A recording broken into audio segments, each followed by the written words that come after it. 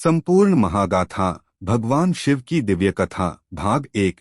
कथा शुरू करने से पहले आप सभी से निवेदन है, अगर आप सच्चे शिव भक्त हैं तो वीडियो को लाइक जरूर करें और ऐसे ही पवित्र शिव कथाओं के लिए हमारे चैनल को सब्सक्राइब कर लें। अब पूरे मन से बोलिए हर हर महादेव। अध्याय 1। सृष्टि से पहले का रहस्य। पुराणों में लिखा है कि सृष्टि से पहले सब कुछ शून्य था। न प्रकाश था, न अंधकार, न ध्वनि थी, न शब्द। उस अनंत शून्य में केवल एक चेतना थी। वह थी परम तत्व शिव। शिव न जन्म लेते हैं, न मरते हैं।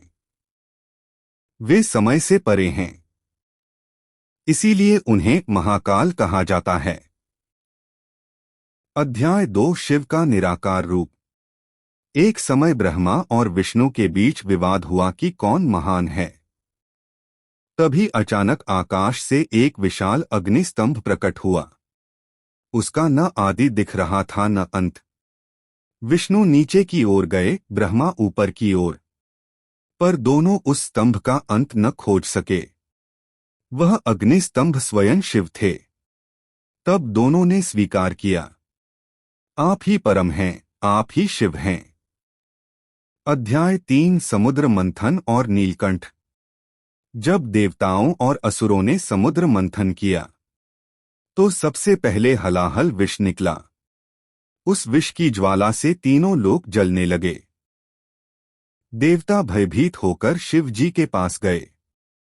शिव जी ने बिना देर किए वह विष पी लिया। देवी पार्वती ने उसका प्रभाव गले से नीचे नहीं जाने दिया। विष के कारण उनका कंठ नीला हो गया और वे कहलाए नीलकंठ। यही कारण है कि उन्हें शिव कहा गया, क्योंकि उन्होंने संसार का कल्याण किया। अध्याय 4। सती और शिव की प्रेम कथा। राजा दक्ष की पुत्री सती बचपन से ही शिव को अपना पति मानती थीं। उन्होंने कठोर तपस्या की और अंततः शिव से विवाह हुआ। लेकिन दक्ष को यह विवाह स्वीकार नहीं था।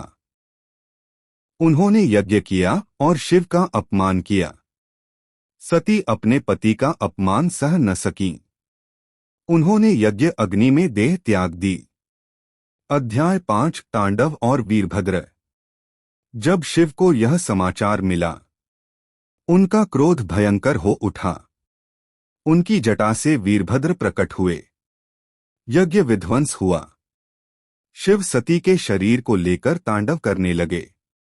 पूरा ब्रह्मांड कांप उठा। तब भगवान विष्णु ने सुदर्शन चक्र से सती के शरीर के टुकड़े किए। जहां जहां अंग गिरे वहां शक्तिपीठ बने। अध्याय 6। पार्वती का पुनर्जन्म। सती ने पुनः जन्म लिया पार्वती के रूप में। उन्होंने फिर तपस्या की और शिव जी ने उन्हें पुनः स्वीकार किया। उनके 2 पुत्र हुए। शिव कथा को बीच में छोड़ना नहीं चाहिए, क्योंकि हर अध्याय में एक सीख छुपी है। और जब कथा पूरी होती है तभी शिव कृपा पूरी तरह बरसती है। तो अंत तक साथ बने रहिए। हर हर महादेव और ज्यादा से ज्यादा शेयर करिए। गणेशा और कार्तिकेय। आगे आने वाले भागों में, अगले भागों में मैं विस्तार से बताऊंगा शिव और भस्मासुर की कथा, शिव का नटराज रूप, 12 ज्योतिर्लिंग की कहानी, कैलाश पर्वत का रहस्य, शिव और रावण की कथा, शिव के 108 नामों का अर्थ, शिव तांडव स्तोत्र की कहानी, महाशिवरात्रि का महत्व, शिव के रुद्र अवतार, शिव का आध्यात्मिक रहस्य, भगवान शिव महागाथा भाग 2। कैलाशपति शिव और दिव्य रहस्य।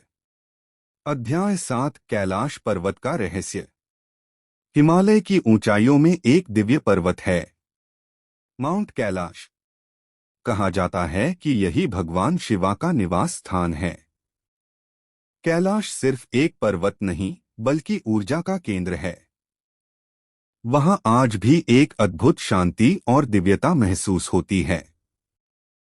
शिव जी वहां माता पार्वती के साथ ध्यान में लीन रहते हैं। चारों ओर बर्फ पर उनके भीतर अग्नि समान शक्ति। ऋषि कहते हैं, कैलाश ब्रह्मांड का केंद्र है, जहां से आध्यात्मिक ऊर्जा पूरे जगत में फैलती है। अध्याय 8 भस्मासुर की कथा। एक बार एक असुर था, भस्मासुर। उसने कठोर तपस्या कर शिव जी को प्रसन्न कर लिया। भोलेनाथ ने वरदान मांगने को कहा। भस्मासुर ने मांगा, मैं जिसके सिर पर हाथ रखूं वह भस्म हो जाए। शिव जी ने वरदान दे दिया, लेकिन असुर ने उसी वरदान से शिव जी को ही नष्ट करने की कोशिश की। तब भगवान विष्णु ने मोहिनी रूप धारण किया। मोहिनी ने भस्मासुर को नृत्य में उलझा दिया। नृत्य करते करते भस्मासुर ने अपने ही सिर पर हाथ रख दिया और स्वयं भस्म हो गया। इस कथा से सीख मिलती है, शक्ति का दुरुपयोग स्वयं का विनाश कर देता है। अध्याय 9 नटराज का दिव्य नृत्य। शिव का एक अद्भुत रूप है नटराज। जब वे तांडव करते हैं तो सृष्टि की लय बदल जाती है। उनका नृत्य विनाश का नहीं, बल्कि सृजन और संतुलन का प्रतीक है। नटराज रूप में शिव दिखाते हैं कि जीवन भी एक नृत्य है, जहां जन्म और मृत्यु दोनों एक चक्र का हिस्सा हैं। अध्याय 10 गंगा का अवतरण। एक समय पृथ्वी पर गंगा को लाने की आवश्यकता हुई। यदि गंगा सीधे स्वर्ग से उतरती तो पृथ्वी टूट जाती। तब शिव जी ने अपनी जटाओं में गंगा को रोक लिया। धीरे धीरे उन्होंने गंगा को पृथ्वी पर प्रवाहित किया। इस प्रकार मां गंगा का अवतरण हुआ। यही कारण है कि शिव को गंगाधर कहा जाता है। अध्याय 11 शिव और रावण। लंका का राजा रावणा शिव का महान भक्त था। उसने शिव को प्रसन्न करने के लिए अपना सिर तक अर्पित कर दिया। शिव उसकी भक्ति से प्रसन्न हुए और उसे वरदान दिया। लेकिन जब रावण में अहंकार बढ़ा तो वही शक्ति उसके पतन का कारण बनी। यह कथा सिखाती है, भक्ति में विनम्रता जरूरी है। अध्याय 12 शिव के 12 ज्योतिर्लिंग। कहा जाता है कि शिव 12 स्थानों पर ज्योतिर्लिंग रूप में प्रकट हुए। इनमें प्रमुख हैं Kashi Vishwanath temple, Somnath temple, Kedarnath temple. इन स्थानों पर आज भी अद्भुत शक्ति का अनुभव होता है। भाग 2 का संदेश। शिव केवल देव नहीं, वे जीवन का सत्य हैं। वे सिखाते हैं, शक्ति का सही उपयोग करो, अहंकार से दूर रहो, ध्यान और शांति को अपनाओ। अगर आपको यह कथा अच्छी लग रही हो तो वीडियो को लाइक करें और चैनल को सब्सक्राइब जरूर करें, ताकि ऐसी ही भक्ति भरी कथाएं आपको रोज मिलती रहें। भगवान शिव महागाथा भाग 3। रुद्र रूप, तीसरा नेत्र और अमर भक्त की कथा। अध्याय 13 शिव का तीसरा नेत्र रहस्य। भगवान शिवा के मस्तक पर 3 नेत्र होते हैं। 2 नेत्र संसार को देखते हैं, लेकिन तीसरा नेत्र ज्ञान और सत्य का प्रतीक है। कथा है कि एक बार कामदेव ने शिव जी की तपस्या भंग करने की कोशिश की। जैसे ही शिव जी ने अपना तीसरा नेत्र खोला, कामदेव भस्म हो गए। यह नेत्र क्रोध का नहीं, बल्कि अज्ञान को नष्ट करने वाली दिव्य अग्नि का प्रतीक है। संदेश यह है, जब ज्ञान जागता है तो अंधकार मिट जाता है। अध्याय 14 मार्कंडेय की अमर कथा। एक ऋषि थे मृकंडु। उनके पुत्र थे मार्कंडेय। जन्म के समय ही भविष्यवाणी हुई कि मार्कंडेय की आयु केवल 16 वर्ष होगी। जब उनका अंतिम दिन आया तो वे शिवलिंग से लिपटकर ओम नमः शिवाय का जाप करने लगे। तभी यमराज उन्हें लेने आए। जैसे ही यम ने फंदा फेंका, वह शिवलिंग पर जा पड़ा। अचानक शिव जी प्रकट हुए और यमराज को रोक दिया। उन्होंने मार्कंडेय को अमरत्व का आशीर्वाद दिया। इसलिए शिव को मृत्युंजय भी कहा जाता है। अध्याय 15 महाशिवरात्रि का महत्व। हर वर्ष फाल्गुन मास की कृष्ण चतुर्दशी को महाशिवरात्रि मनाई जाती है। कहा जाता है इसी दिन शिव और पार्वती का विवाह हुआ। कुछ कथाओं में यह भी कहा जाता है कि इसी रात शिव ने तांडव किया। इस दिन भक्त रात्रि भर जागकर शिव की पूजा करते हैं, उपवास रखते हैं, बेलपत्र और जल अर्पित करते हैं। जो इस दिन सच्चे मन से पूजा करता है, उसे विशेष कृपा मिलती है। अध्याय 16 रुद्र अवतार। शिव के 11 रुद्र रूप माने जाते हैं। जब जब अधर्म बढ़ता है, वे रुद्र बनकर प्रकट होते हैं। उनका रुद्र रूप भयानक जरूर है, पर उद्देश्य हमेशा धर्म की रक्षा है। रुद्र का अर्थ है जो दुख और पाप का अंत करे। अध्याय 17 शिव तांडव स्तोत्र की कथा। लंका के राजा रावणा शिव का महान भक्त था। एक बार उसने कैलाश पर्वत उठाने की कोशिश की। शिव ने अपने अंगूठे से पर्वत दबा दिया। रावण नीचे दब गया। तब उसने दर्द में भी शिव की स्तुति की। वही स्तुति शिव तांडव स्तोत्र कहलाई। उसकी भक्ति से प्रसन्न होकर शिव ने उसे मुक्त किया। संदेश: अहंकार छोड़कर की गई भक्ति ही सच्ची भक्ति है। अध्याय 18 शिव का डमरू और सृष्टि। शिव के हाथ में डमरू है। कहते हैं जब उन्होंने डमरू बजाया, तब संस्कृत के अक्षर प्रकट हुए। ज्ञान और ध्वनि का जन्म हुआ। यानी भाषा और वेदों की शुरुआत भी शिव से मानी जाती है। भाग 3 का संदेश। शिव हमें सिखाते हैं, मृत्यु से मत डरो, ज्ञान को अपनाओ, अहंकार त्यागो, सच्ची भक्ति करो। वे विनाश नहीं, बल्कि परिवर्तन के देवता हैं। भगवान शिव महागाथा भाग 4। गणेश जन्म, कार्तिकेय पराक्रम और अर्धनारीश्वर रहस्य। अध्याय 19 श्री गणेश जन्म कथा। एक दिन माता पार्वती स्नान करने जा रही थीं। उन्होंने अपने शरीर के उबटन से एक बालक बनाया और उसमें प्राण डाल दिए। वह बालक थे गणेशा। माता ने उन्हें द्वार पर पहरा देने को कहा। तभी भगवान शिवा वहां आए। गणेश जी ने उन्हें अंदर जाने से रोक दिया। शिव जी को क्रोध आया और उन्होंने गणेश का सिर अलग कर दिया। जब माता पार्वती को पता चला, वे क्रोधित और दुखी हो गईं। तब शिव जी ने हाथी के बालक का सिर लाकर गणेश को पुनर्जीवित किया और उन्हें प्रथम पूज्य होने का वरदान दिया। अध्याय 20 कार्तिकेय का पराक्रम। शिव पार्वती के दूसरे पुत्र थे।